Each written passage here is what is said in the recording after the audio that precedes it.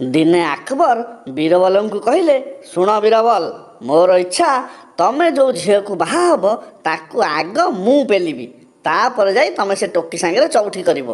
ବୀରବଲ ହାତ ଯୋଡ଼ି କହିଲେ, ହଜୁର, ଆପଣ ଆମ ବାଦଶାହ, ଆପଣଙ୍କ ଆଜ୍ଞା ଶିରୋଧାର୍ଯ୍ୟ, ଆପଣ ଯାହା ଚାହିଁବେ ସେଇଆ ହେବ। ହେଲେ ମୋର ଆପଣଙ୍କୁ ଗୋଟିଏ ଛୋଟିଆ କଥା କହିବାର ଅଛି। ଆକବର କହିଲେ, କୁହ, କ'ଣ କହିବାକୁ ଚାହୁଁଛ ତମେ? ବୀରବଲ କହିଲେ, ହଜୁର, ମୁଁ ଯେଉଁ ଝିଅକୁ ଭଲ ପାଉଛି ଆଉ ବାହା ହେବାକୁ ଚାହୁଁଛି ସିଏ ହେଉଛି ଆପଣଙ୍କ ଭଉଣୀ।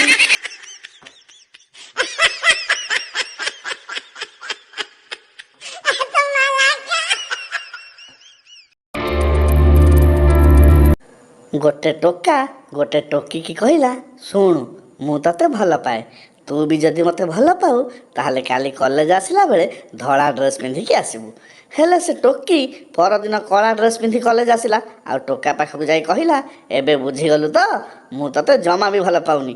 ଟୋକା ହସି ଦେଇ କହିଲା, ଚାଲ ହଟ୍ ପାଗେଳି, ତୁ ଯେତେବେଳେ ନଇଁ ପଡ଼ିଥିଲୁ ମୁଁ ଦେଖିଦେଇଛି, ତୁ ବା ଭିତରେ ଧଳା ବ୍ରା ପିନ୍ଧିଛୁ, ତା ମାନେ ତୁ ମୋତେ ଉପରୁ ନୁହଁ ଭିତରୁ ଭଲ ପାଉଛୁ, ପୁରା ଅନ୍ତରରୁ।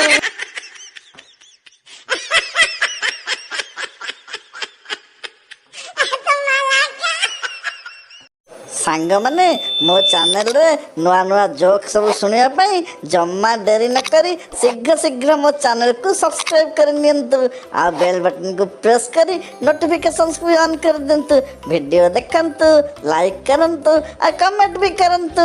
ଥ୍ୟାଙ୍କ ୟୁ ସାଙ୍ଗମାନେ, ନମସ୍କାର।